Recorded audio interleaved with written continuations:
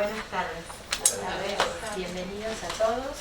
Muchas gracias por la deferencia de venir a compartir con nosotros este encuentro. Muchísimas gracias sobre todo al Instituto de ambos institutos porque lo hemos hecho en forma conjunta. Exacto, es un trabajo conjunto, pero sobre todo, bueno, agradecer esta motivación, de esta invitación que surgió de idas y vueltas que hemos tenido con Flavia, de preocupaciones para ampliar desde el punto de vista del Instituto de Gestión de Prevención, Gestión y Resolución de Conflictos, cómo ampliar nuestra mirada respecto de encarar las distintas problemáticas que tenemos, la materia de trabajo nuestro, que tiene que ver justamente con los conflictos, pero no con la resolución de conflictos, sino con la prevención, con la gestión.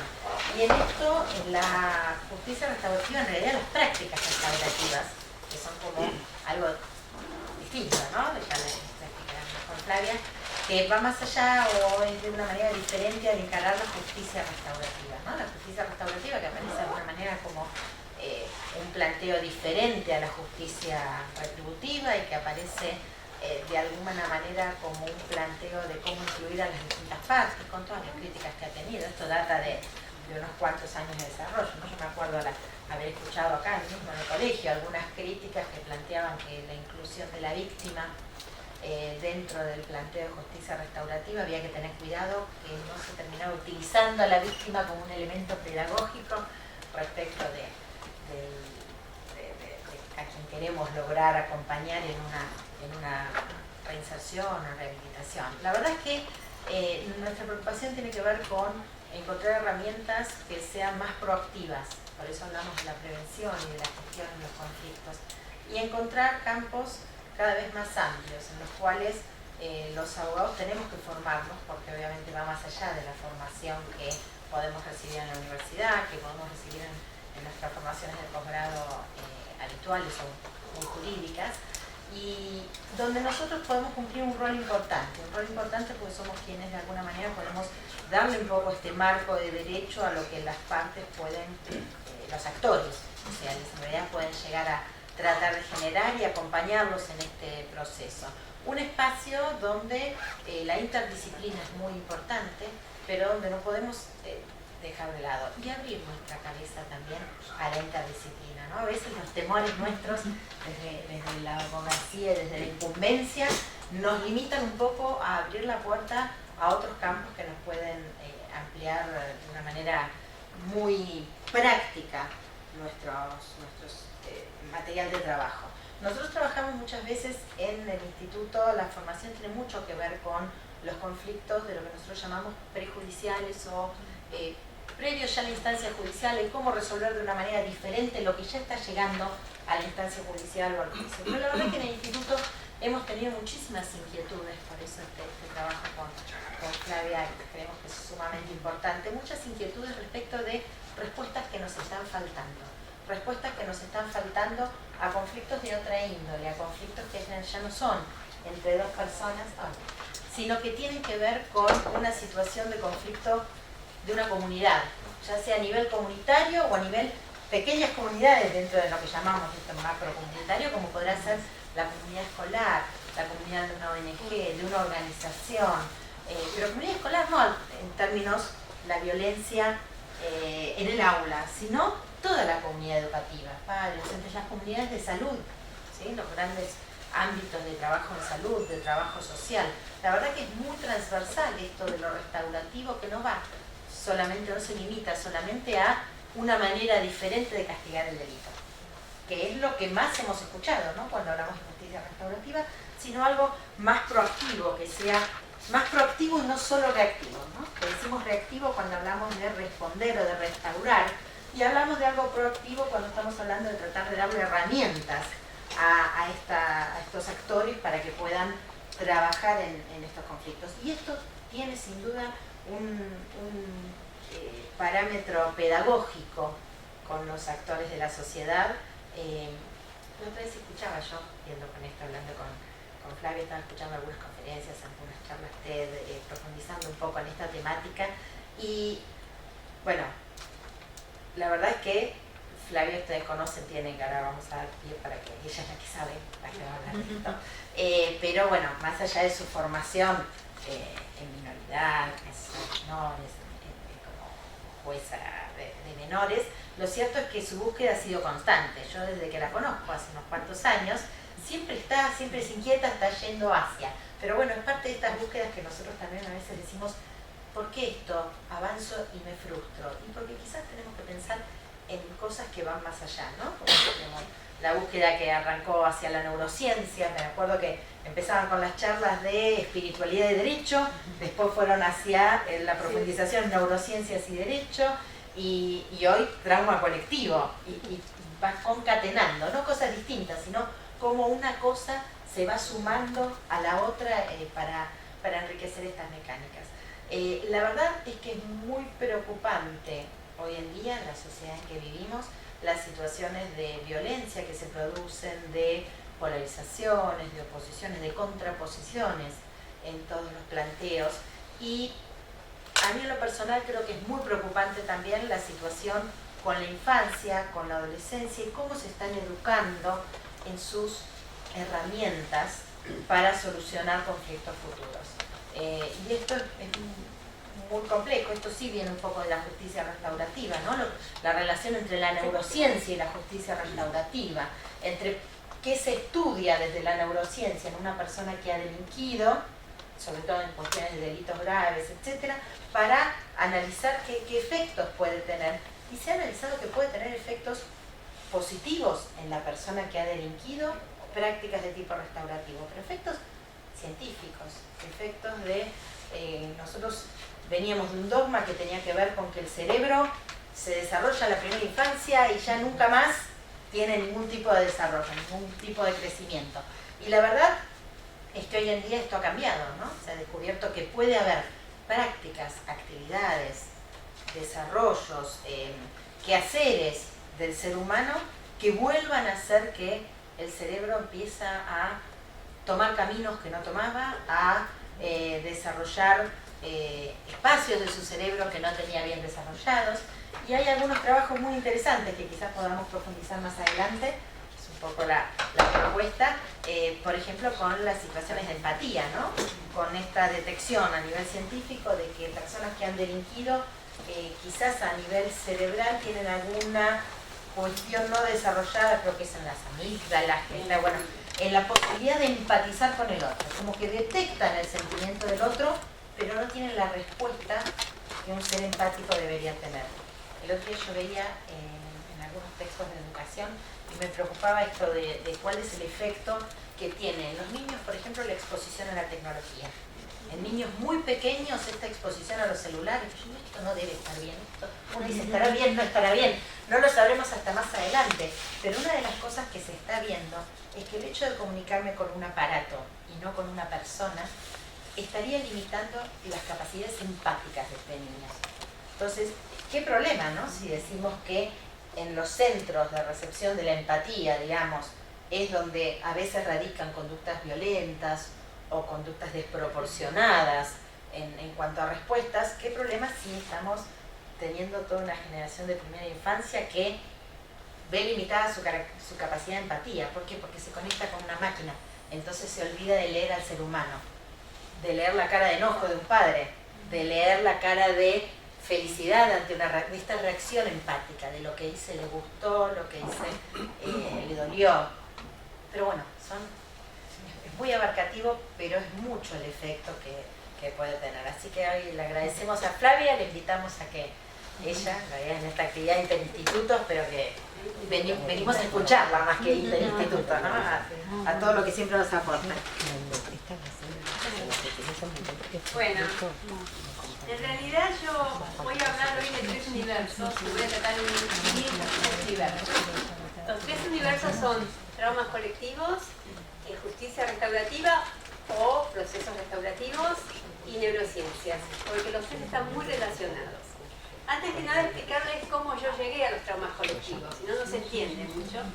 En realidad yo durante 35 años de mi vida trabajé con traumas individuales. Ingresé en el fuero de menores en el año 78 con el doctor Jugareta. Llegué a ser jueza de menores y también fundé la Defensoría acá en el Colegio de Abogados, como hicimos cursos. Siempre me dediqué a traumas individuales, siempre trabajé con víctimas de abuso, de maltrato, también derecho penal con víctimas, causas de todo tipo. Y era algo que me desvelaba ese tema del trauma individual y de la víctima. En los últimos años de mi trabajo después empecé a observar, desde lo fenomenológico nada más, cómo determinados traumas se repetían una y otra generación en la familia. Cómo determinados traumas se repetían en la vida de una persona. Cómo atraía a esa persona determinados traumas. Cómo determinadas culturas también aparecían determinadas características de hechos traumáticos. Y lo observaba así casi como una observación, casi como asombrándome de lo que estaba viendo. Después siempre, bueno, yo también soy psicóloga social, así que siempre me interesó mucho la interacción social, cómo se mueven los grupos. Después estudié antropología en Flaxo, digamos, fui completando, después estudié la maestría en drogodependencia, con lo cual tuve acceso a todo lo que es el mundo médico, de la farmacología, de las adicciones, cómo funciona el cerebro.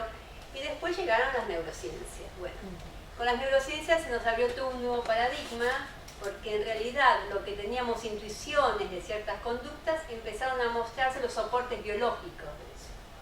Como, entonces decíamos, un adolescente no puede ser, el cerebro adolescente es diferente, realmente es diferente, en estructura y en dinámica es diferente.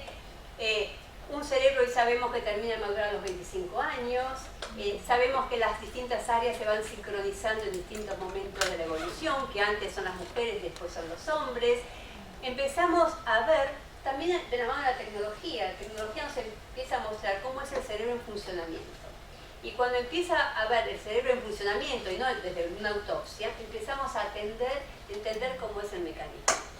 Y hoy la foto que tenemos del cerebro se parece más a un holograma que a una foto estática donde cada parte se encarga de una función diferente.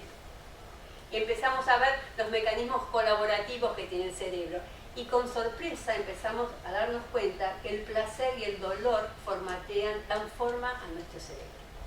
Desde chiquitos eso es lo que va dando forma a nuestro cerebro a través de procesos bioquímicos. Bueno, por ahí después hablamos algo, pero hoy ya empezamos a darnos cuenta de la importancia que tiene el contexto para dar forma, pero cuando digo forma, digo una estructura, a nuestro cerebro.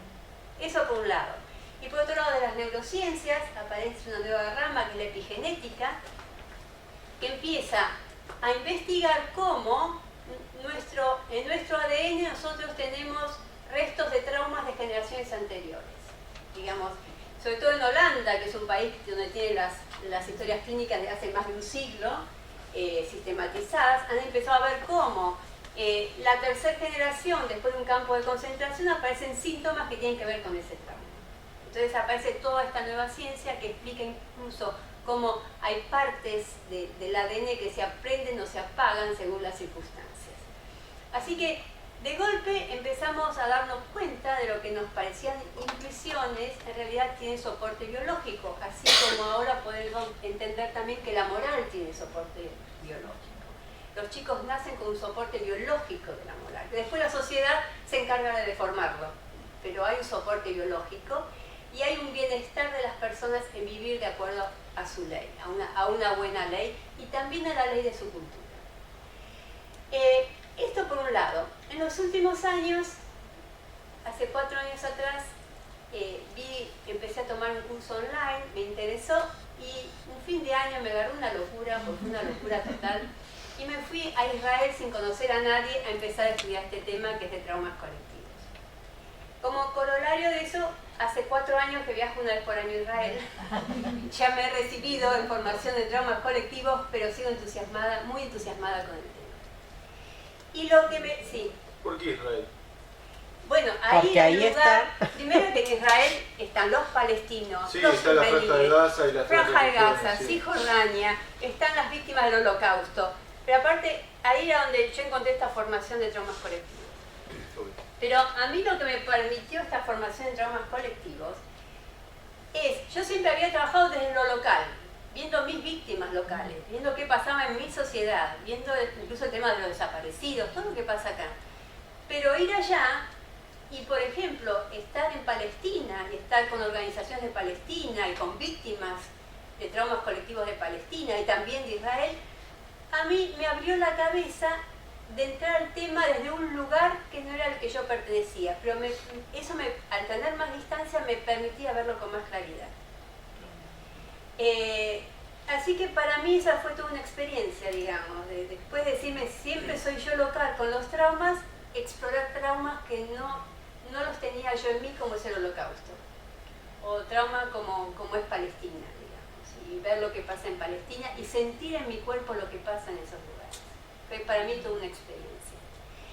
Y además, la gran experiencia fue este insight que tuve, de que yo siempre había visto traumas individuales y de golpe darme cuenta que dentro del trauma individual es una expresión de trauma colectivo. Y nosotros vivimos siempre en la misma sintonía, como una sintonía de radio, que uno pone un canal de radio y escucha, está en la misma sintonía. Entonces nosotros siempre sintonizamos la misma banda, la misma frecuencia, y esa frecuencia pensamos que todo contenido psíquico nuestro es personal. Cuando uno mueve esa banda, y no soy la primera en decirlo, el primero fue Jung, Carl Gustav Jung, cuando habló del inconsciente colectivo. Estaba hablando exactamente de esto. Pero hay otras dimensiones de nuestros contenidos psicológicos que se dan en nuestros sueños, en los arquetipos y en los símbolos, donde lo que aparece es algo del orden de lo colectivo. Entonces yo lo que creo que son actitudes mías de conducta, en realidad tienen una profunda raíz a veces en cosas 2, 3, 4, 5 generaciones anteriores a la mía. Debo decir que también he visto esto, y lo digo con mucha precaución, en el campo de las adopciones. Digamos, he visto como chicos que recordaban músicas o que se sentían llamados por una determinada estética, una música que tenía que ver con sus culturas de origen también. Lo cual no habla mal de la adopción, digo que uno trae contenidos, melodías internas emocionales que tienen que ver con las propias culturas. Y somos portadores en nosotros de traumas, digamos que si nosotros fuéramos un árbol, lo podemos ver a nivel individual o también colectivo. Si nosotros somos un árbol con plantas, flores y frutos, el árbol tiene raíces. Acá hay otros árboles con raíces.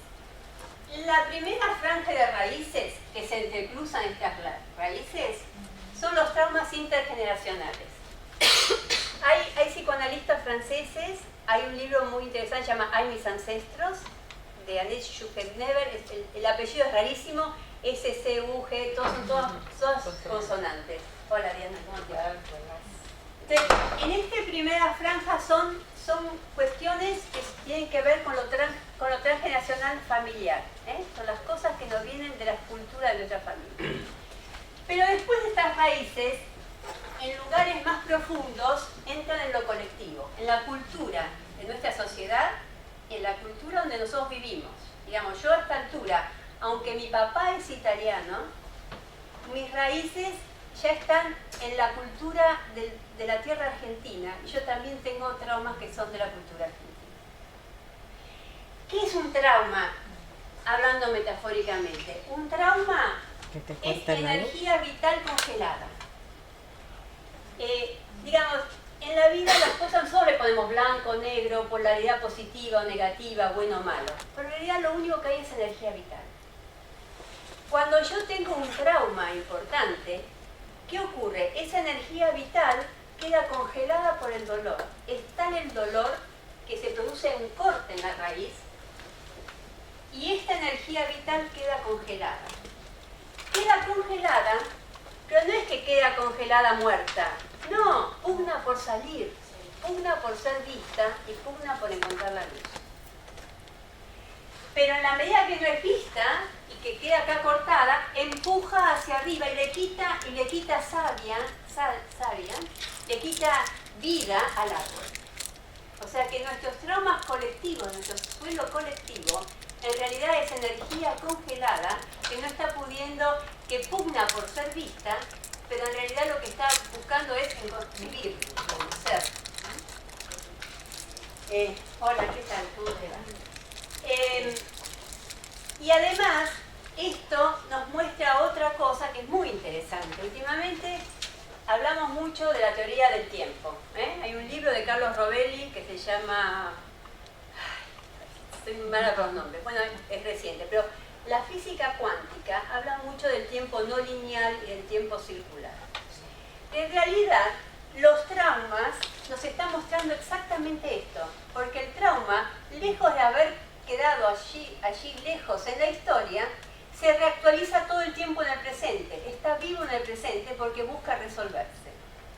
No está vivo en el presente por maldad, no está vivo en el presente y habría que suprimirlo para no sentir el dolor. Se reactualiza todo el tiempo porque busca ser sanado, busca ser resuelto y busca ser liberado. Y en realidad el proceso, ese proceso de transformación del trauma, implica un momento de acercarse, atravesar ese dolor, hacer lo propio, mirarlo e integrarlo. Ese es el proceso del trauma, a nivel individual y a nivel colectivo, aunque los procesos sean diferentes. Entonces, lo que busca el trauma es esto que está congelado acá, en realidad está en movimiento y empuja, porque él quiere ser visto, quiere salir porque la vida, busca expresarse. Lo que pasa es que no siempre en las culturas hay capacidad de sufrimiento suficiente para poder ver los traumas. Esta es la diferencia entre trauma individual y colectivo. El trauma colectivo es tan potente porque hace parte de nuestro suelo más profundo que en realidad se necesitan varias generaciones antes de poder ser vistos. Es muy interesante todo lo que pasa con la Shoah, de los judíos, de la cultura judía, que en realidad los sobrevivientes de los campos de concentración, cuando salen de esa situación, no pueden hablar enseguida de los terrores que han pasado por ahí. Y su familia tampoco lo puede escuchar. Pasan 3, 4 generaciones antes que puedan empezar a hablar. Esto lo he visto yo en Israel. Y también acá hay una autora, una psicoanalista argentina, Diana Wang, que tiene mucho escrito sobre el tema de trauma individual y colectivo, que ha estudiado este fenómeno y ha creado una organización muy interesante porque recogen testimonios de las víctimas, para que ese testimonio esté vivo. Y ese testimonio vivo es una manera de liberar el trauma. Otra de las cuestiones interesantes de los traumas es que no están separados. Digamos, no es que hay un trauma acá, no, nosotros en Argentina, no es que tenemos el trauma de los desaparecidos y el trauma de los pueblos originarios, sino que los traumas resuenan entre ellos. Nosotros todavía no estamos pudiendo mirar enteramente el trauma de los desaparecidos, porque es muy reciente, hace muy poco tiempo. La sociedad, aunque hicimos los juicios, y los juicios de nunca más nos sirvieron para empezar a verlos, todavía no le hemos hecho lugar en nuestras emociones, nuestro cuerpo emocional colectivo. Pero sí estamos pudiendo empezar a conectarnos con traumas más lejanos como el de los pueblos originarios. El trauma de la colonización y de los pueblos originarios es uno de los traumas nuestros como cultura argentina. Pero fíjense cómo este trauma, cuando empieza a activarse, resuena con los desaparecidos. Fíjense, si no el caso Maldonado. En el caso Maldonado, estábamos todos con ese caso porque era un caso que concitaba nuestra atención y nuestra energía porque era un caso donde confluyeron los dos traumas. Otro de los traumas que al menos yo hice esa interpretación, es mía y eso corre por mi cuenta, es cuando fue el tema del submarino 55 desaparecidos. Fíjense. 44 desaparecidos. Fíjense, dentro de lo que es la Armada Argentina, que también desaparecía ciudadanos tirándolos de aviones al mar, tiene desaparecidos en el fondo del mar que terminan desaparecidos. Hay como sincronicidades y en la misma fecha, un año después que iban a abandonar la búsqueda.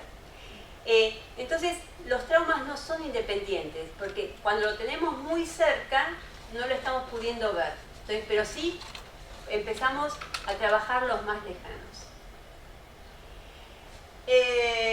Bueno, esto para empezar a hablar de lo que es un trauma colectivo. El trauma individual tiene otra característica. El trauma individual es uno a uno. hay una víctima y hay un victimario. Y en el trauma individual, entonces, cuando se sale del trauma, y yo lo he visto en las víctimas de violación, siendo jueza yo tenía esos casos, es muy importante que aparezca enseguida la palabra, que dé cuenta de lo que pasó, porque la palabra estructura el trauma. La palabra es como le da un contenido para que esa energía que quedó congelada pueda empezar a movilizarse y a reparar. No pasa lo mismo en el trauma colectivo. En el trauma colectivo, a veces el silencio es un silencio estructurante. Se necesita el silencio de alguna generación para que eso pueda ser sostenido y que en algún momento pueda expresarse. Y esto es así porque todavía el colectivo no se puede hacer cargo de lo que ahí pasó. Y esto explica también, esto lo explica muy bien Diana Wang, por qué hubo los que empezaron a hablar, como Primo Levi, como hay tantos intelectuales que salieron de campos de concentración, Bethlehem, Jeremías Bethlehem, hay una infinidad. Incluso acá Semprún era un sobreviviente del campo de concentración que solo pudo empezar a escribir 40 años después. Eso explica por qué todas estas personas terminaron suicidándose. Porque a veces hablar tiene un costo muy alto cuando hace poco que ocurrió. A mí no esa es la explicación que da. Así que es diferente hablar de traumas colectivos y traumas individuales. Lo que yo sí vi es que el trauma individual es como un trabajo que se hace uno a uno. Y el campo colectivo lo que necesita son grandes contenedores. Digamos, el trauma colectivo no se puede trabajar con una persona, ni con un grupo chico. Son grupos grandes, porque tienen que ser personas, tienen que ser grupos que tengan una coherencia interna. Cuando digo coherencia, quiere decir que estén dispuestos a conectarse con ese dolor. Y a conectarse no mentalmente, a conectarse a través del cuerpo con ese dolor. Tiene que haber suficiente coherencia para que ese dolor, cuando hay suficiente coherencia, ese dolor pueda emerger, pueda ser sostenido por el grupo y pueda transformarse. Bueno, para esto hay muchas técnicas para esto. O sea, nosotros tenemos muchos ejemplos en la humanidad en este último tiempo. Los tribunales de Ruanda, todo lo que pasó en los Balcanes, Camboya, Vietnam, los desaparecidos en Argentina, en Uruguay, en Chile, en Brasil. Tenemos muchísimos ejemplos de esto. Y en esto yo rescato algo, es la línea que dentro del grupo, hay un grupo que se llama el Global Project, Trauma Project, y yo soy una de las personas que hago parte de eso, y yo me encargo de la parte legal, digamos, de analizar toda la parte que tiene que ver con la ley. Y para mí es muy importante la ley y la justicia, porque la ley se puede convertir en una herramienta de sanación. Y ustedes pueden ver en los grandes juicios de la humanidad cuando algo a través de la ley puede ser sanado, algo a través de la justicia puede ser sanado. Pero para que eso ocurra, tiene que haber suficiente cantidad de testimonios, o sea, no de testimonios, de gente que esté presente para ver, escuchar y sentir lo que ahí ocurrió. Ser testigos, no testimonios, ser testigos de lo que ahí pasó. Entonces, cuando pasa eso en un juicio, se crea un campo donde donde hay testigos de lo que ahí pasó, eso encuentra un espacio para emerger y transformarse. Entonces, la justicia no es solo una herramienta intelectual puede realmente ser una herramienta de sanación. Buenas, ¿qué tal? Buenas tardes. Buenas tardes. No, pasen. Buenas tardes, ¿qué tal? Y bueno, y todo esto por un lado. Y por otro lado tenemos todo lo que estamos viendo ahora en neurociencias. Porque las neurociencias ahora, nos están explicando cómo es el mecanismo en el cerebro respecto del trauma. Cómo funciona el trauma en el cerebro. Y es sumamente interesante, porque nos da muchas pistas de lo que le sucede a las víctimas y cómo reaccionan las víctimas. Por ejemplo, uno de los temas, nosotros tenemos un cerebro que es un cerebro, tenemos un cerebro reptil, el más antiguo, que se encarga de las funciones de supervivencia, un cerebro límbico, que es el que trabaja la pertenencia y la empatía, y una corteza frontal, que es el centro de la voluntad, del control, de la organización. Estos tres cerebros son filogenéticos, quiere decir que primero fue el reptil, después el reptil era porque cuando estábamos en la época de la caverna necesitábamos matar o morir para sobrevivir. No había lugar para otros planteos.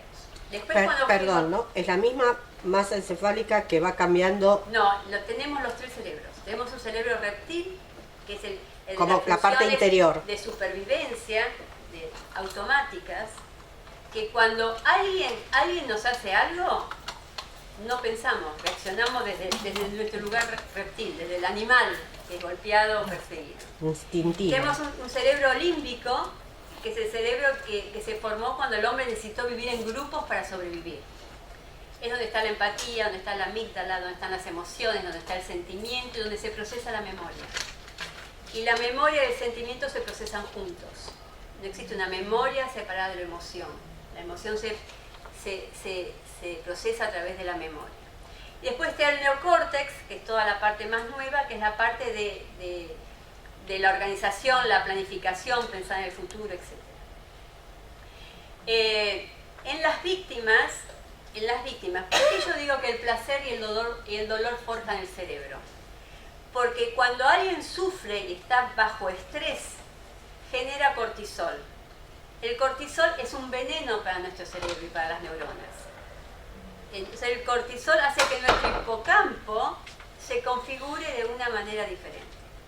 ¿Qué pasa? Cuando nosotros estábamos en las cavernas, el estrés tenía una función evolutiva, porque cuando yo tengo estrés, genero adrenalina, la adrenalina me permite consumir más glucosa, corro más rápido y me subo más rápido al árbol y el león no me come. Ahora, en nuestras sociedades el distrés es que yo genero situaciones de estrés todo el tiempo, pero yo no corro y gasto la glucosa. Entonces, termino intoxicada por ese estrés. Eso se llama distrés. Las víctimas, frente a una situación de abuso, de maltrato, de violencia, generan cortisol, el miedo, el vivir bajo estrés permanente. Por eso el DSM-4 lo califica como estrés postraumático, síndrome de estrés postraumático. Y ese estado de alerta permanente hace que se generen cortisol y nos intoxiquemos también. Ahora, cuando pasa eso, en la amígdala se resiente toda la actividad de la memoria. Entonces yo ahí entendí por qué... ¿Y si no tenés amígdala? No, todos tenemos amígdalas. No, si te operan no lo tenés. No, pero no son no son las son cerebro. La amígdala está dentro del cerebro, son las amígdalas. Listo. Olvídate, no es esa. Si no, estaríamos No, me quedé. descerebrados. ¿Dónde estaba? La memoria. La el mente. cerebro. La memoria era afectada por... Claro. Afectado. Entonces, el que síndrome. está traumatizado tiene muchos problemas para procesar la memoria porque su emoción está congelada, el trauma. Entonces yo ahí entendí por qué a muchas víctimas le pedimos que declaren algo que no recuerdan, es que tienen dificultades también en esto de recuperar la memoria que está muy ligada a la emoción. Porque parte del trauma, y eso yo también lo veo cuando trabajo con burnout, es que uno para no sentir el dolor se disocia, o sea, corta el lazo con el dolor y deja de sentir. Pero en el dejar de sentir, uno pierde parte de uno mismo.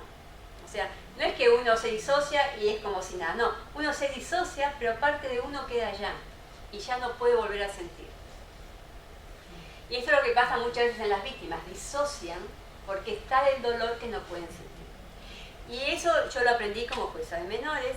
Hay que tener mucho cuidado en no derribar las defensas psicológicas de las víctimas, porque están al servicio de preservar su salud mental. O sea, uno no puede ir tan gentilmente abriendo cajas de memorias colectivas y dolores colectivos y dolores personales, porque es desestructurante, digamos. También todo está al servicio de la defensa de que el sistema continúe. Por eso son temas sumamente delicados. O sea, empezamos a ver cómo funcionan, pero no significa que podamos intervenir todavía. Por ejemplo, en el tema del trauma, ¿Por qué muchas veces hay tanta resistencia a abrir traumas colectivos? Porque ahí hay mucha humillación, hay mucha vergüenza y humillación. Y alguien puede tolerar sentir un dolor muy profundo, pero a veces no tolera la humillación. Y ahí hay un gran dolor. Así que bueno, por otro lado, las neurociencias empiezan a mostrarnos los mecanismos, las neurociencias con varias cosas, con la neuroplasticidad. La neuroplasticidad significa, ahora lo sabemos, que no es que nacemos con tantas neuronas y morimos con muchas menos. Gracias a Dios no. Hay neurogénesis, y hoy sabemos además que hay neurogénesis no solo en la cabeza, en el corazón, en los intestinos y en la columna vertebral. Así que cuando alguien dice me duele el corazón, duele el corazón. Y así pasa también con los trasplantes, que aparecen nuevas emociones cuando alguien es trasplantado. Entonces, hoy ya sabemos que la neuroplasticidad es que el cerebro no es una dotación de herencia de ADN que funciona solo, sino que está moldeado por el contexto. Y sobre todo está moldeado por el placer y el sufrimiento. Eso crea como verdaderas autopistas neuronales que hace que uno reaccione de determinadas maneras para suprimir el dolor. Entonces, muchas veces cuando usted se encuentra con una persona violenta, en realidad es porque hace una autopista directa entre la amígdala y la acción, sin pasar por la corteza cerebral, en un intento vano por suprimir el dolor que le provoca. Entonces, es otra comprensión de la conducta humana. Ya, por ejemplo, cuando ustedes ven, ahora al tener tecnología podemos ver cerebros humanos y podemos entender conductas humanas. Y también entender que muchas de las causas penales que nosotros teníamos por conductas que nos parecían que no iban a ser redimidas, tenían que ver con problemas de estructura cerebral también. Esto hay otra discusión que es la responsabilidad, eso es otra cosa, pero ahora ya sabemos más sobre cómo funciona el cerebro y eso tiene que ver también, y ahora traigo el otro tema, con justicia restaurativa. Porque el hecho de que tengamos neuroplasticidad, o sea, que nuestro cerebro se moldee con el placer y el dolor, y que nuestro cerebro se reeduque según lo que vamos sintiendo. O sea, si yo soy alegre y tengo placer, cada vez voy a tener más placer. Si yo estoy sumida en el dolor y siempre navego por los circuitos del dolor, cada vez voy a tener más dolor. Entonces, todos los nuevos métodos de neurocognición tienen que ver con entender cómo reforzar esos circuitos y cómo yo también puedo. Hay programas de justicia restaurativa que trabajan con personas que han hecho el estudio sobre la amígdala y tienen un déficit en la amígdala. Una persona con déficit en la amígdala es, como decía Sandra, no puede comprender, no tiene empatía con el otro. No la tiene. Es como los adolescentes. Los adolescentes tampoco tienen empatía con el otro porque tienen toda su energía puesta al servicio de desarrollarse él. Entonces no tienen empatía. Bueno, hay muchas personas que estructuralmente tienen déficit de empatía. Pero hay programas que se pueden hacer para mejorar la empatía. Y esto para llevarlo al terreno de nuestras escuelas, de nuestras comunidades, de los conflictos que hay en nuestra comunidad también. ¿Cuántos de esos conflictos se juegan en el suelo colectivo? Y aparece a través de conductas individuales. A veces el portavoz de la conducta individual es lamentablemente el que puede hacerse cargo de algo más profundo colectivo. Los demás no se hacen cargo. Entonces, decíamos, la neuroplasticidad, tres elementos tomo al azar, hay muchísimos más elementos de las neurociencias, pero 3 al azar. No, al azar no. 3 que voy a relacionar con justicia restaurativa, no son al azar. Uno es la neuroplasticidad, que nos da cuenta de la capacidad que tenemos de recablear nuestro cerebro, reaprender, reforzar conductas, reempoderarnos. Otro es la neuroética, que es, todos tenemos una base moral que tiene que ver con nuestro bienestar. O sea, ser bueno da bienestar, o sea, no es ser bueno, porque uno puede ser falsamente bueno. Sino vivir acorde a la ley interna, y a lo que nosotros creemos que es justo y ético, da bienestar. De hecho, las sociedades con más justicia social, como las nórdicas, son las más felices, porque tienen un sentimiento natural de bienestar, porque piensan que están en una sociedad más justa. Entonces, la neuroética es un aspecto a trabajar en nuestras sociedades, porque en una comunidad internacional, en un mundo donde cada vez y de más control, pero cada vez podemos controlar menos. De nada va a servir todas las normativas externas si no creamos más ley interior, si no nos reforzamos más en nuestra ley interior. Les recomiendo un filósofo israelí que se llama Yuval Harari, tiene una charla TED de la última conferencia de Davos, donde él plantea, y tiene varios libros, pero él plantea esto: estamos en una sociedad que por la biotecnología, por lo que va a ser inteligencia artificial y por la derribación de las barreras entre las naciones, estamos en un mundo sin regulaciones. Y el peligro de estar sin regulaciones no es no tener regulaciones externas que nos disciplinen, sino no tener suficiente ley interna. Entonces, estamos la neuroética, la neuroplasticidad y el tercero, ¿cuál es? Bueno, yo me voy a acordar porque lo voy a relacionar de alguna manera. Iba a hablar de 3 cosas y me olvidé la tercera. Ya me acuerdo. Bueno, ahora vayamos al tema de justicia restaurativa. Yo siempre hago justicia restaurativa porque normalmente doy estos cursos para la procuración y para el fuero penal juvenil. Pero a mí me gusta más hablar de procesos restaurativos.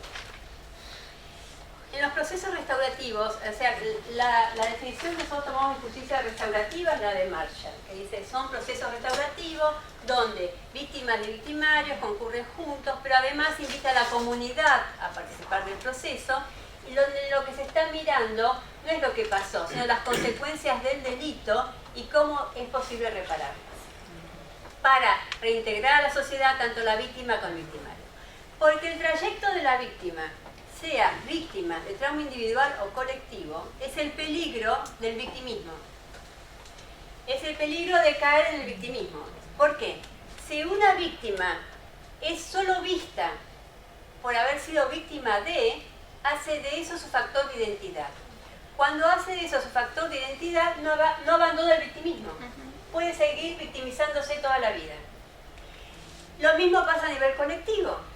Cuando un colectivo no logra ser visto por una identidad múltiple, rica, que tenga que ver con su cultura, porque tiene sus raíces alimentadas en esa cultura, se queda con la etiqueta de haber sido víctima de y cae en el victimismo. Entonces, por eso, Sandra, lo que dijiste es muy importante en las comunidades. ¿Cómo hacer comunidades sanas que puedan liberar, poder empezar a ver esto, alimentarse de esto y no quedar en las ramas prendidas del victimismo? Y poder dar ese salto donde su identidad es mucho más rica, porque va más allá de esto. Esto significa hacer un trabajo de elaboración del trauma. Ojo, esto no es gratis. Es una elaboración y hay que poder sostener la elaboración de ese trauma. Porque en realidad es casi un campo energético el trauma, que es negro y se chupa todo.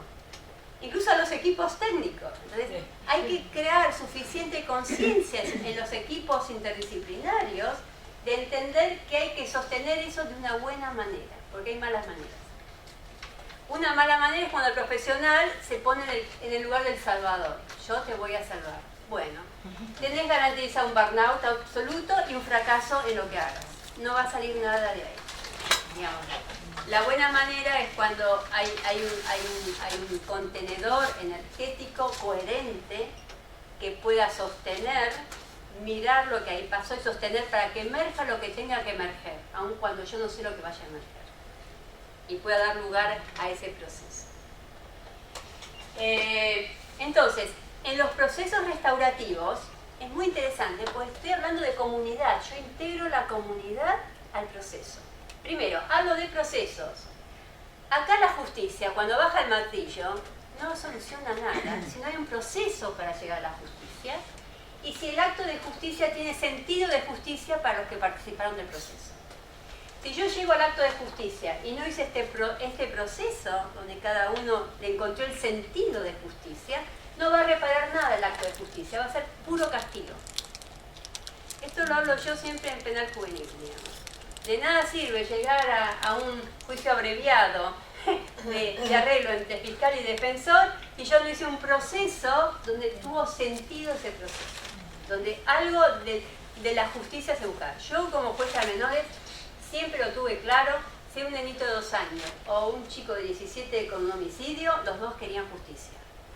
Uno quería justicia, quería tener claridad sobre su situación familiar, si iba a ser adoptado o no, qué pasaba con sus padres, y el que tenía un homicidio también quería su justicia.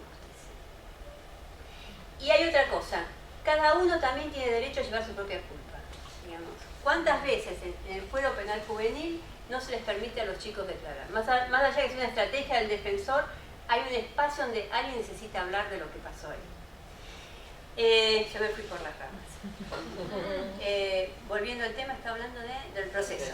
Bueno, en el proceso tiene que haber una toma de conciencia. Primero los profesionales. Y después lo que nosotros tenemos que hacer es que haya conciencia. Conciencia en el grupo, conciencia en el equipo, conciencia en lo que ahí pasa. Y que haya también escuchas diferentes.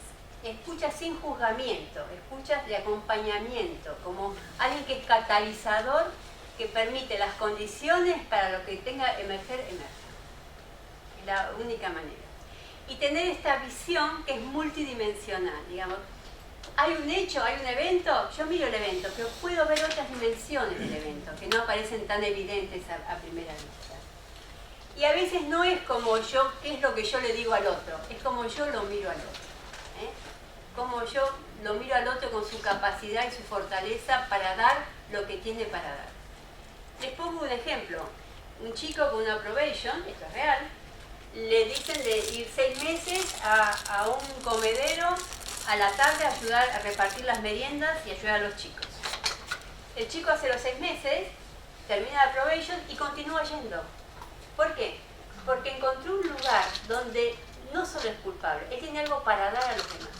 Entonces, también en el trabajo comunitario está el poder detectar las propias cualidades y aptitudes que tiene ese campo grupal o ese campo individual para desarrollar una potencialidad que tiene dormir. Pero todo esto tiene que ver de las cualidades en las cuales nosotros desarrollemos el proceso. Y en el fin de la restauración no hay una reparación del daño. Esa es mentira, no se repara el 100% un daño. Pero a veces se aprende más. O sea, no se reparó el daño, pero se aprendió más, porque en este proceso el victimario apareció con forma humana, apareció con características. La víctima pudo también quizás ver algunas cuestiones de su proceso. La comunidad pudo tomar su parte y demostrar esta voluntad de integrar a los dos. Entonces, al final de todo este proceso se aprendió, y es lo que a nosotros nos importa. Hay más conciencia. Y sobre todo, si el proceso fue positivo, hay integración. Si el proceso desposea a la víctima de su capacidad y su potencial, si la víctima no es escuchada, ¿sí? lo que pasa es que va a haber más trauma. El trauma se va a repetir y va a haber más trauma. Y esto es un axioma. El trauma que no se repite, que no se resuelve, se convierte en destino. Y esto es lo que nos da la pauta de por qué para el trauma no existe pasado, presente y futuro. Se convierte en futuro si yo no soy capaz de mirar el pasado. Así que me parece muy interesante esto de poner juntos estos 3 esferas, ¿no? Los traumas individuales y colectivos, cada uno con sus características. De poner también luz en las neurociencias, cómo iluminan estos procesos, incluso a nivel colectivo, cómo los iluminan. Hay muchos estudios hechos en grandes poblaciones sobre esto. Y también ver cómo la justicia restaurativa nos puede dar las herramientas, las técnicas y mostrarnos el proceso para la resolución.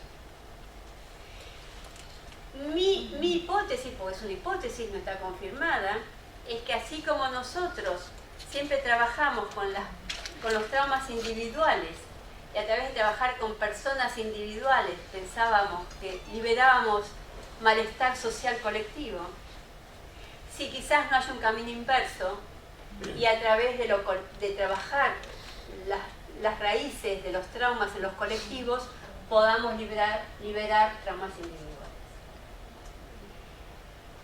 Por supuesto, este no es el único camino a través de cierta autoría. El arte es un camino. Hay una conferencia que hicimos en el Malva con Thomas Hubel, que es el israelí, sobre arte y trauma colectivo. El arte, la creatividad, las tareas comunitarias, el compartir, en realidad es el lazo social. Y eso lo dicen los antropólogos. Uno de los problemas de nuestras sociedades hoy, del malestar de nuestras sociedades, es la rotura del lazo social y la confianza en la comunidad. ¿Cómo nosotros volver a armar ese tejido social que vuelva a traer confianza? Una de las cuestiones del silencio, el trauma colectivo, ¿por qué se necesita 2 o 3 generaciones de silencio? Hay una razón muy importante que tiene que ver con la ley. Cuando el trauma es colectivo, la víctima y el victimario no están subjetivizados. No es que el victimario quiera hacer daño a esa víctima.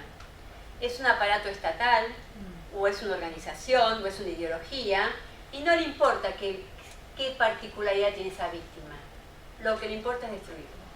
Y la víctima no se siente vista como en su subjetividad, sino se siente una cosa a ser destruida. Esto lo que destruye es la ley de la comunidad. O sea, los que estaban para cuidarme, en realidad me están destruyendo. Entonces se quiebra la confianza en la ley. Entonces, esta ley es perversa, es una ley que en lugar de ser una ley de cuidado, es una ley que me destruye. Entonces, esta confianza básica de la comunidad es lo que lleva a 2 o 3 generaciones volver a construir. La confianza en la ley. Esa es la razón por la cual yo siempre digo que en lo que es justicia o procesos restaurativos, procesos restaurativos, este trabajo en las comunidades, etc., es tan importante trabajar con la ley. Porque hay una dimensión del trauma que se puede trabajar en lo psicológico. Hay una dimensión del trauma que se puede trabajar desde lo psiquiátrico, de la neurociencia. Hay una dimensión del trauma que se puede trabajar desde lo económico, de la reparación. Hay una dimensión del trauma que se puede trabajar desde lo simbólico, que es el honrar a la víctima, honrar lo que ahí ocurrió. Pero hay una dimensión del trauma que es jurídico, y es que se quebró la ley. Y en realidad cuando yo tengo un trauma acá, es porque acá se quebró una ley. Y para yo restaurar este trauma, tengo que volver a traer la ley acá y reconocer la ley que era correcta para eso. Y reconocer esto. Yo lo vi mucho esto con las víctimas de abuso. Ustedes tienen que ver la cara de las víctimas de abuso cuando uno dice, eso no estuvo bien. Eso está... Cuando uno reconoce que esa no fue la ley. Esa no era la ley. Entonces, hay un trabajo que podemos hacer los operadores de la ley en los traumas, que es decir, ¿cuál es la ley correcta? Y cuando uno vuelve, porque si hay trauma es porque algo no estuvo de acuerdo a la ley. Y cuando digo la ley, no digo la ley positiva, digo la ley del cuidado de la vida. Y cuando yo vuelvo a reconocer comunitariamente y como sociedad de que eso estuvo mal, y vuelvo a poner la ley en su lugar, es una forma de las cuales se destraba el trauma. Y esto a nivel así también las pequeñas comunidades. Ahora, ¿qué técnicas se utilizan? Hay distintas técnicas. Se puede utilizar, nosotros en una formación que tiene pensamiento holístico, utilizamos la técnica de los diálogos dialógicos, que es un mecanismo, una técnica de diálogo en círculo, que en realidad es el diálogo chamánico, el diálogo que usaban las antiguas comunidades. Es un diálogo en un círculo, todo sagrado, la palabra es horizontal, pero en el centro hay algo de lo sagrado de la palabra que se explora. Entonces, lo que se habla al centro, a ese centro, que en realidad es la ley superior. Entonces, es un diálogo además que se llama dialógico, porque no es un diálogo que se hace desde la mente que juzga, desde el centro, sino un diálogo que sostiene distintas lógicas al mismo tiempo. Es capaz de sostener distintas lógicas. Bueno, hay distintos métodos. Yo en Palestina vi distintos programas con distintos métodos también. También vi programas donde, por ejemplo, padres y madres de hijos muertos se juntaban, palestinos y judíos, para ayudarse unos a otros. Y trabajaban juntos todo el proceso de duelo. Vi también programas donde gente que había estado a lo mejor en grupos extremistas estaba ahora en organizaciones de paz y cómo era ese proceso de salir de ahí y entrar a una organización de paz.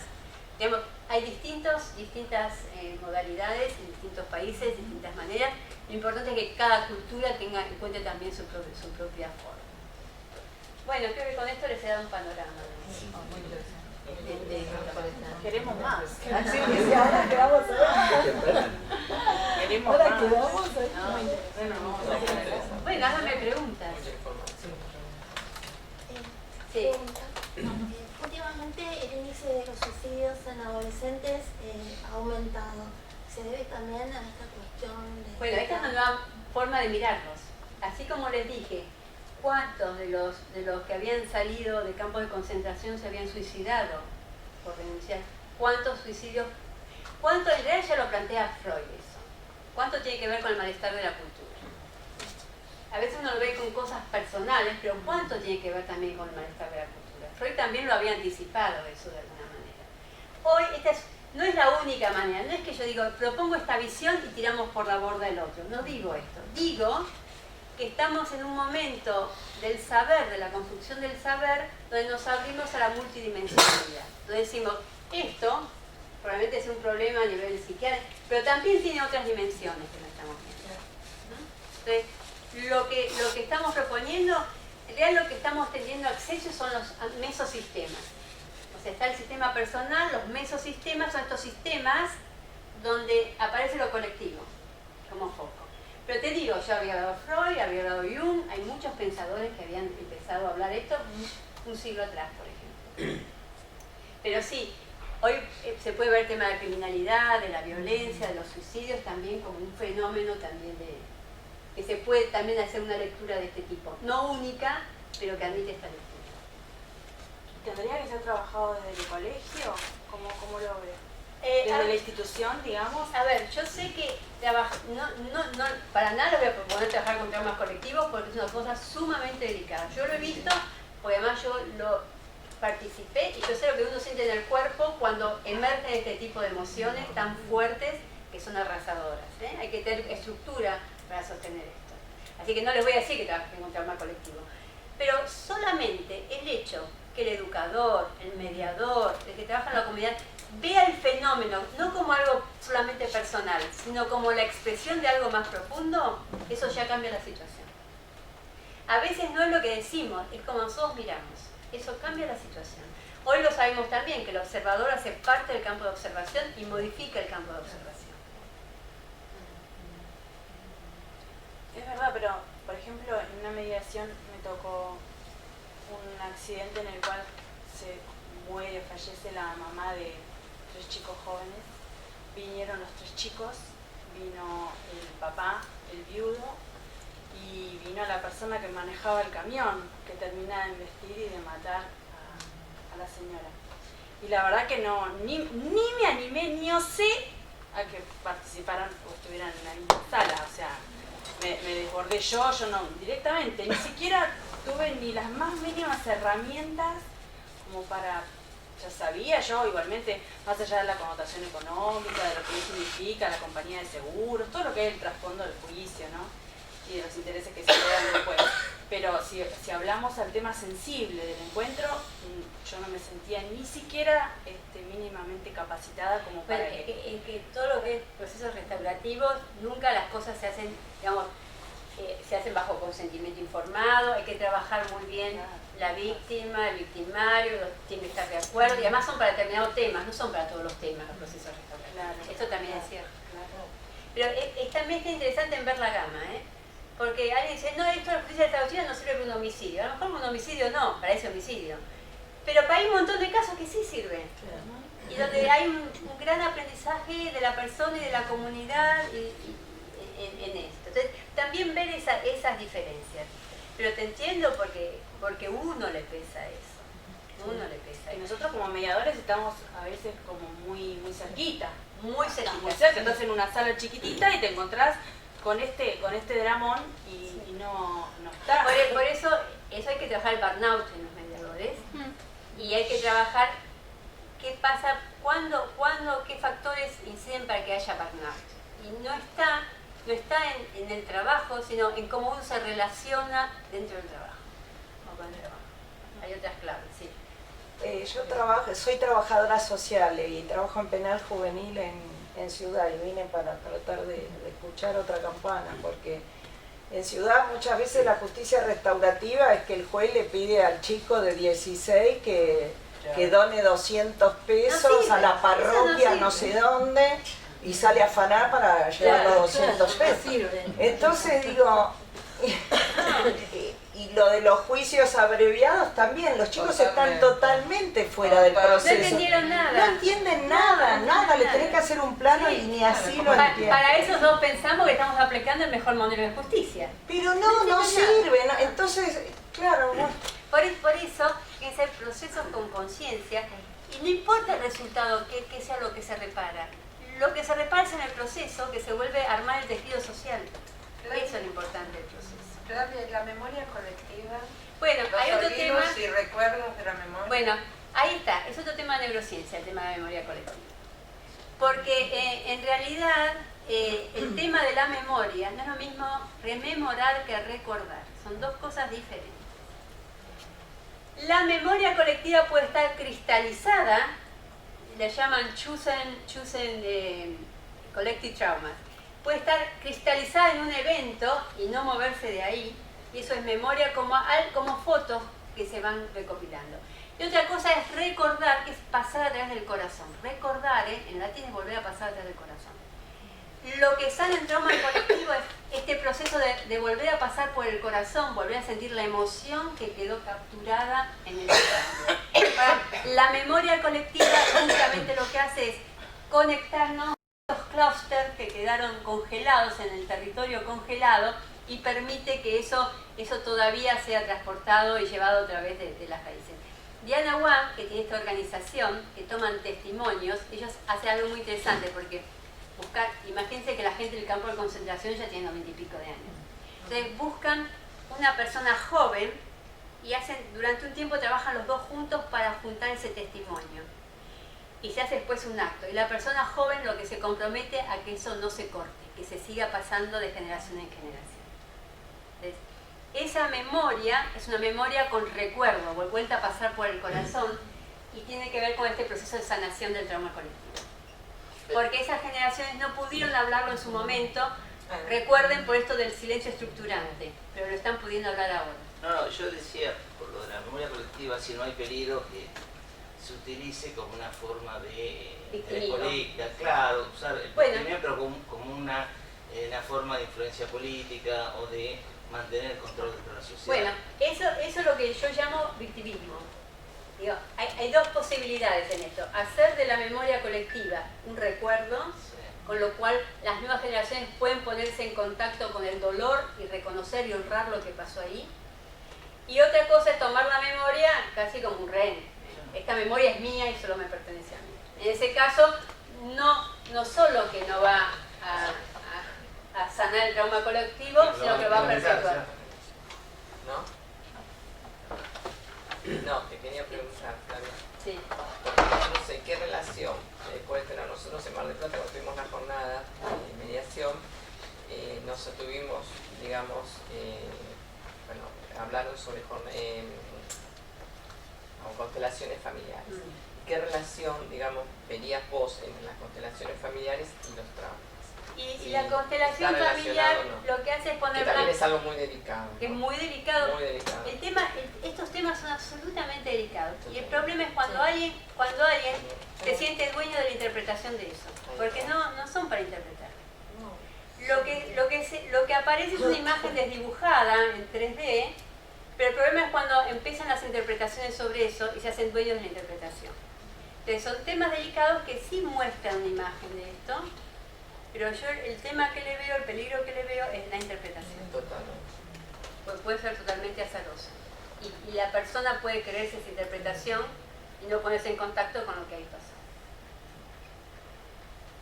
Ese bloqueo en la memoria que uno a veces hace de manera, estoy hablando, ya estoy haciendo terapia. Sí. Ese bloqueo que uno hace en la memoria que no te acordás de nada. No, a mí se me dicen, un día se va a destapar y vas a volar por el aire. Primero descartar el Alzheimer. No, porque es sistemático. Es sistemático para una etapa. Eso en algún momento puede haber algo que lo detone. Claro, no. Y vueles por el aire, ¿verdad? No. Va a quedar ahí guardadito. Las memorias son emocionales. No existe la memoria pura. Es más, hoy se sabe en neurociencia que lo que yo recuerdo no es lo que pasó, es la última vez que saqué ese recuerdo y lo volví a poner en ese lugar. Entonces, esto hay que tener muy en cuenta en los testigos, en los juicios, porque los testigos es lo más poco creíble que puede haber, porque el testigo, cuanto más le preguntas, más lo saca y lo pone, más modifica el recuerdo. Y además, como tu cabeza no soporta tener lugares en blanco, va rellenando lo que está en blanco con lo que a vos te parece, conscientemente, pero a vos el recuerdo te queda redondito. Y lo que te queda de recuerdo de lo que pasó ya no es lo que pasó. Ahora, la memoria se estructura a través de lo emocional, por eso está en el sistema límbico la memoria. Entonces, a veces un sentimiento muy fuerte se queda con esa memoria porque lo que vos no querés mover no es la memoria, es la emoción que trae esa memoria. No te quiero interpretar a vos, No, pero digo, a veces no es la memoria, es la emoción que acompaña esa memoria. Y nuevamente, en esto hay que ser muy delicados. Yo recuerdo un caso, nosotros fuimos en la defensoría, donde una nena con abuso intrafamiliar dibujaba su familia, cada uno en un cuarto, todos separados, qué sé yo, y la psiquiatra, romano, con muy buen criterio, nos dijo, cuidado, no toquen esto, porque la nena no le podemos tocar las defensas en este punto. Porque además vos tocás esa defensa, no solo la destruís psicológicamente, sino la familia no sostiene la denuncia penal. En ese caso, se optó por pedir una medida cautelar, y una vez cuando mamá e hija fueron a terapia, después se hizo. Pero ojo con forzar las situaciones. Yo como jueza no podía evitar hacer las denuncias penales, porque era mi obligación, pero ojo con las defensas porque están al servicio de la autopreservación y del equilibrio. No se puede romper tan fácilmente defensa. Cuando yo estoy hablando de esto de lo colectivo, es para tener una comprensión mayor, no quiere decir que nosotros podamos trabajar lo colectivo. Me quedó algo de cuando usted empezó la charla sobre la teoría del inconsciente colectivo de Jung y la epigenética. ¿Se podría decir que ya se probó esa teoría como algo válido por la epigenética? No, la epigenética, a ver, todavía estamos en desarrollos de la ciencia. A ver, estamos en desarrollos de la ciencia, sí. Que yo acá soy muy intrépida, no sé, peligroso, pero estoy haciendo uniones entre estos distintas. Pero lo cierto es que la biotecnología, están creciendo mucho cada una, pero hay pocos vasos comunicantes. Yo no puedo decir que la epigenética es el inconsciente colectivo, no lo puedo decir. Lo que sí sé por la epigenética es lo que sí ahora está demostrado, que hay variaciones de aleolos, partecitas de los cromosomas que se producen por cuestiones ambientales y traumáticas y que después son hereditarias. Por eso el problema hoy de la edición genética. Cualquier cosa que vos modifiques por edición genética, eso después tiene consecuencias que no podemos predecir. Con el mismo mecanismo es el trauma. O sea, sabemos que hay partecitas, son como llaves que se apagan y se prenden de la expresión de ciertas partes del ADN. El trauma en sí de Watson. Entonces van a encontrar con una persona que está en el tercer generación después de familia que desapareció en los campos de concentración y no soporta ver la heladera vacía. La heladera siempre tiene que estar llena. Si no, le provoca mucha angustia. O tiene problemas o trastornos de alimentación o otra cosa. Yo, por ejemplo, mi papá estuvo en la guerra, en la Segunda Guerra Mundial. Y yo a veces me ha pasado de chica tener imágenes de la guerra, a lo mejor por cosas que contaban, pero como que fue un tema siempre muy presente en mi vida, que mis abuelos pasaran la guerra, no tuvieran comida, vinieran acá buscando comida, lo que significó para ellos llegar a la Argentina y que hubiera comida para todos. Y en mí resuena muy fuerte la Segunda Guerra Mundial. Será cultural, pero tiene una resonancia especial en mí. Pregunta. Sí. ¿Hay algo desde lo preventivo que se pueda tener en cuenta o hacer? Sí, es darle lo que se puede, es que se puede hacer mucho en lo colectivo, sin pretender, porque nosotros hacemos algo mucho de la ciencia moderna que pretendemos cambiar cosas. Intervenir rápidamente para cambiar. Pero sí hay un efecto preventivo muy importante, que es que crear contenedores de expresión para esto. ¿Cómo? serían grupos de diálogo, por ejemplo, crear espacios donde haya un grupo coherente que pueda sostener lo que ahí surja. Entonces no hay que hacer nada. En realidad lo que hay que hacer es tener coherencia y tener presencia, estar presente con una escucha atenta para lo que tenga que salir salga. Perdón, ¿no? Sería como, trato de imaginarme, Sí. Sería como tener disponibles esos espacios para habilitar a la gente que recurra, sería ir a... Sería crear dispositivos donde se creen espacios no virtuales, presenciales, Claro. donde el cara a cara y el hecho de compartir algo permita que se hable de un problema, surja algo, digamos, dejar y acompañar el proceso. Como un Alcohólicos Anónimos. No, porque un código anónimo rotula y los pone ahí. En este caso, todos participamos del proceso. Todos participamos del proceso.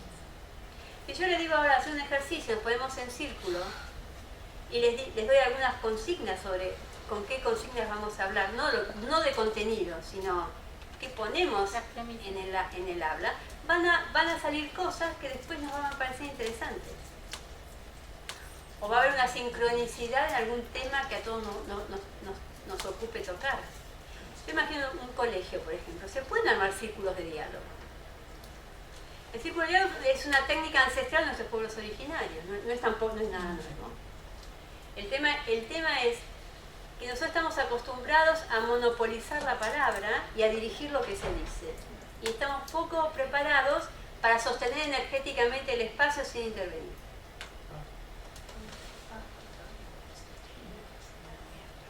No sé si te contesté. Sí, y me quedo pensando como por más claro, me quedo pensando, bueno, ¿y esto cómo sería? Porque una escuela, por ejemplo. ¿qué Por es? ejemplo, en una escuela, capacitar a algunos alumnos como facilitadores de diálogo.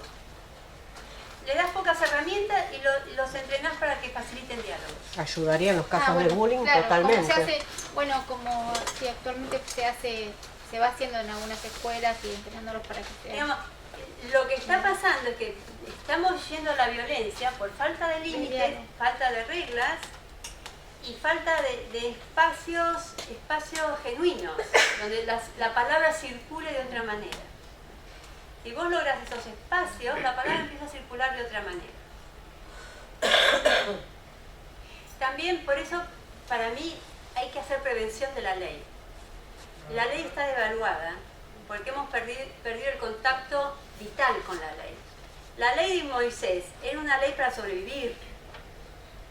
El otro día me llegó por WhatsApp un chiste que estaba Moisés y decía: esto en definitiva es un programa de 10 pasos. La ley tiene que ver con la posibilidad de sobrevivir.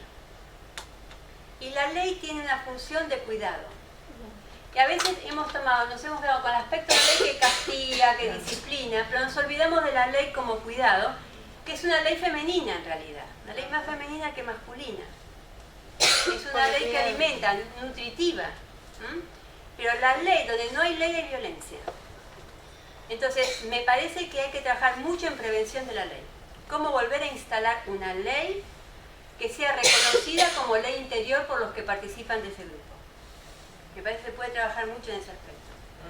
Por eso me parece que los abogados tienen mucho para hablar y decir en términos de prevención de la violencia. No para imponer la ley, sino para ayudar a construir esta ley, que no es una ley que disciplina, sino que me estructura desde adentro. Como abogada de chicos, yo sé que soy un referente, y sé que soy un referente que va a ser continuo, y que hablo en nombre de la ley, para los chicos, entiendan ustedes que no es el caso, ¿no? Y que a mí me parece que para mí también, Diana, es la ley. Lo que digas para mí. No, pero que a mí me parece importante, es un rol secundario porque no me es parece secundario, en la presentación judicial, pero es conscientemente soy una presencia constante que el chico puede recurrir para preguntarme por la ley. Y cuando le pasa algo que también es una vulneración de un derecho, también decírmelo y también retarlo alguna vez. Ese es el gran campo de prevención que podemos hacerlo en la ley. hoy tuve una que no lo recuerdo. Eso es un derecho y un deber. Claro. Y rescatar también, Claro. y rescatar la responsabilidad. Eso es Como otro gran padres tema. también. ¿Eh? Claro. Los Como grandes- padres también. Claro. Me parece que nos interpela primero el Sí. tema de la ley. ¿Sí? Y el tema de la libertad y la responsabilidad. Mira, estamos volviendo en un momento de la civilización a los temas que fundaron la civilización. Porque volvemos a preguntarnos sobre la responsabilidad, que es incluso desde las neurociencias, ahora con todo lo que vemos ahora. ¿Qué es la responsabilidad? ¿Qué es la libertad? ¿Qué es la ley en un sentido más profundo? ¿Cuál es el sentido?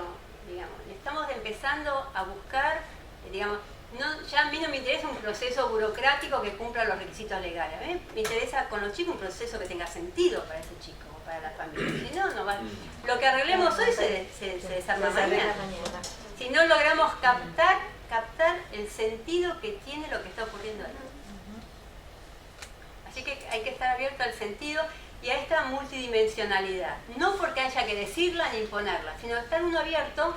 Uno tiene que abrir la percepción a escuchar estos distintos niveles o capas que tiene la realidad. Y hay otra cosa que es fundamental, que no es la verdad, es lo verídico, digamos. No es que exista la verdad, pero hay una búsqueda de lo verídico, tiene que haber en los hombres de ley y las mujeres. Es lo que es, no otra cosa, no se promete otra cosa más que es lo que es, ¿verdad? Bueno, y no es la verdad, es, digamos, actuar con veracidad es otra cosa. Ser veraces es otra cosa. Entonces, cuando vos lográs estos valores, instalarlos en una pequeña comunidad, los valores alumbran también, iluminan. Lo que pasa es que está muy a la mano el tema de los derechos. Yo lo que veo en mis hijas adolescentes es un tema de que tienen muy claro, pero sumamente claro, cuáles son sus derechos. Pero no la responsabilidad de levantar la ropa. Ninguna. Eso es lo que nos interpela Nada. como Ahora, padres. bueno, esa es la responsabilidad quizás, es de responsabilidad, pero bueno. Bueno, vos sos abogada, lo tenés que saber. No. Te apura. No, te apura. O sea, sí, tiene muy en claro el tema de los derechos y ningún tipo de obligación. Bueno, la responsabilidad etimológicamente es la habilidad para responder. Entonces, en realidad, responsabilidad es la habilidad que yo tengo para responder a mis actuales circunstancias. Y cómo yo puedo hacer de esa habilidad una elección de la cual yo me adueño. Entonces, hay que empoderar el tema de responsabilidad desde la libertad de apoderarse de eso. Yo siempre digo que el gran ejemplo es lo de Salomón, el rey Salomón. Volvemos a lo ancestral, a los arquetipos. El rey Salomón, cuando invita a las dos mujeres que pretendían el mismo hijo, el rey Salomón dice, córtenla por la mitad. Yo ahí entendí lo que es el juez. Porque cuando uno es juez, uno es esclavo de sus decisiones en primer término. No puede ser una cosa hoy, mañana, y ahora me arrepentí y vuelvo para atrás. Uno tiene que cumplir lo que uno dice. Él lo tendría que haber cumplido de esa manera. El precio fue muy alto que él pagó, pero ¿para qué? Para invitar a cada una de las mujeres a tomar responsabilidad desde la libertad de hacerlo. Y esa es la cual parte. queda demostrado lo mal que andaba el mundo cuando no había abogados defensores. Claudia, cuando vos recién decías de capacitar en herramientas de, a ver si entendí bien, en herramientas de diálogo como facilitadores de diálogo, por ejemplo, una actividad escolar a alumnos. Pero esto es diferente de la figura que por ahí hoy se utiliza mucho de los mediadores alumnos. Es diferente. Claro. No es el mediador. Es importante. No, es facilitar el diálogo. Bien. Pero puede llegar No a ser... frente a la situación conflictiva, sino la facilitación. No es el juez de la situación, sino de gestionar espacios donde la palabra circule de una manera veraz, con veracidad. Lo que pasa, el sistema también se alimenta a sí mismo con los chicos. Uno lo que ve es que hay un sistema, llámese, en este caso, bueno, Poder Judicial, que es como que funciona para sí, digamos. Y no ve al chico. Y no lo ve, y esta reflexión que puede ser filosófica o individual o de búsqueda de cada uno, en un sistema tan fuerte, digamos, es medio como difícil, no sé cómo... El tema es que el proceso se ha burocratizado de tal manera que se ha llevado al penal de adultos donde el chico queda invisibilizado. No, alimenta al sistema. Lo alimenta, se alimenta de los chicos. Claro. Pero en realidad lo que necesitamos son estructuras más livianas, pero con más sentido. Que uno pueda poner el sentido en lo que está haciendo. Pero cuando digo el sentido, uno no es que conoce el sentido de su vida porque vino alguien del cielo y te lo mostró. No. Uno va descubriendo el sentido de la vida a medida que atraviesa crisis, mejor o peor. Y algo se va develando del sentido. Lo mismo le pasa a los chicos.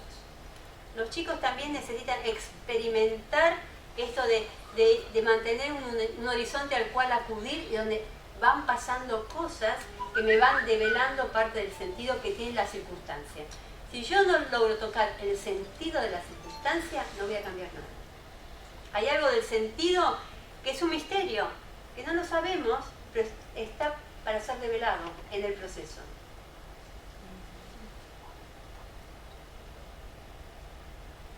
Bueno, en algún punto hay que abrazar el misterio también.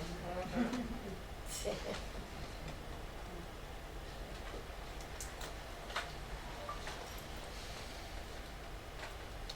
Cuando vos hablas de herramientas restaurativas, vos mencionabas, uno era esto de los diálogos dialógicos, que sería esto del círculo restaurativo, conocido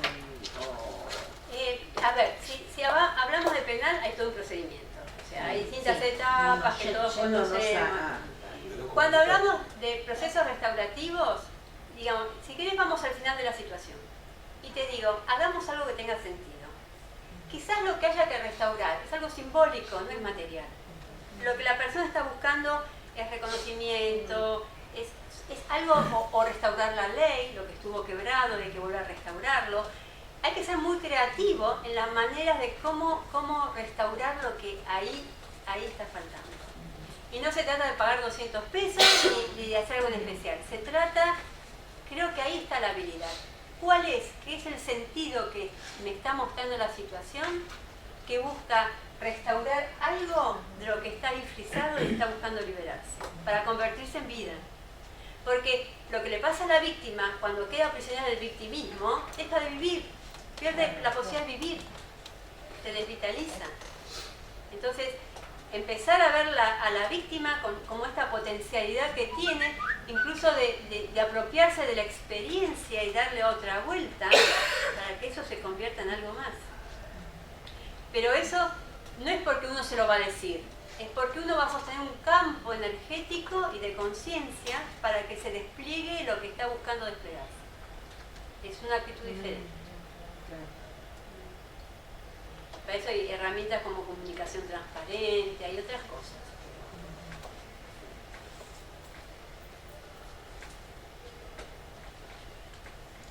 ¿Cuál es, qué sería la comunicación transparente aplicada acá, entre las técnicas? La comunicación transparente significa, cuando yo estoy hablando con otra persona, estoy escuchando, pero no escuchando con los oídos, con el cuerpo. Estoy presente, tener presencia en la situación. Casi es un estado meditativo. Estoy presente, no estoy escuchando desde mi centro, estoy escuchando de una forma abierta. Y comunicación transparente es cuando yo siento esta conexión que va y vuelve, y ese reconocimiento me va constituyendo al otro y a mí como sujeto. Si yo no logro esa conexión, el otro es un objeto mío de intervención, no un sujeto. Y solamente dando yo el ejemplo de mi presencia es que el otro puede estar presente. ¿Y se da entre dos o se puede dar en grupo? Se puede dar en grupo también, porque la coherencia de un grupo está dada por un lado te voy a dar una respuesta pichoniana de Pichon Rivière, que dice que un grupo coherente es un grupo donde cada miembro tiene suficiente representación interna del otro, sabe que está el otro. Desde estas últimas teorías te dirían que es estar en presencia con el otro, o sea, estar relacionado y formando como una malla suficientemente tensa como para sentir el sostén, con presencia. Entonces tendríamos la comunicación transparente, los círculos de diálogo. Hay más cosas, sí, había más cosas porque en esto del mesosistema hay distintas técnicas para el mesosistema. Digamos, hay todo un proceso que uno puede hacer profesionalmente, la teoría U que yo aplico, que es Open Mind, Open Heart, Open Will, o sea, ir pasando esa teoría, llegar abajo donde uno tiene presencia, se llama presencing porque es presencia más una actitud consciente de presencia, y después uno empieza a remontar la curva y bueno, va armando la idea, ¿no? Pero hay, digamos, en estas nuevas teorías hay mucho de integrar la mente, el cuerpo y el espíritu, o sea, estar alineado, estar íntegro para estar presente. Si no estás fragmentada, o sea, estás tu mente fragmentada o tu emoción no está o lo que fuera. Porque una de las cuestiones hoy, la cultura es la fragmentación, o sea, venimos de universidades donde han fragmentado el conocimiento y pensamos que aplicándolo fragmentariamente la realidad nos va a responder bien, nos responde para cualquier lado. Digamos, si no somos integrales, nosotros en nuestra intervención, la realidad no nos responde de forma integral. No nos conectamos. Cuando ustedes le preguntan a los chicos que quieren ser vistos. Y ser vistos significa tener presencia. Y en épocas de realidad virtual lo que no tenemos es presencia. Ni presencia ni con los hijos, ni con la pareja, ni con la familia, ni las instituciones. Entonces hay que volver a eso. Es un pensamiento encarnado, es un pensamiento embodied, decimos, encarnado, digamos. Es un pensamiento, pero que además es un pensamiento integrado también con las emociones. No, eso no significa que yo controlo las emociones, significa que soy testigo de las emociones, nada más. Les hago un lugar, no las dejo que me gobiernen, ni intento manipularlas, simplemente reconozco que hacen parte de mi estar. Y hoy en día en las tomas de decisiones, lo dice la neurociencia, las decisiones primero se toman en el sistema límbico y después, un segundo después, el neocórtex arma el contexto teórico para ubicar la decisión. Sí, con un recorte previo ya de... Exactamente, pero las emociones son las que determinan las tomas de decisión. Bueno, ¿alguna pregunta más? Mucho que decir, ¿no? Respecto a la toma de decisión racional, etcétera. Simplemente para mostrarles la complejidad que puede tener empezar a unir distintos campos. Me deja pensando. Sí, te deja pensando. Nada de lo que le dije es determinante en un sentido o en el otro, nada más para abrir reflexión.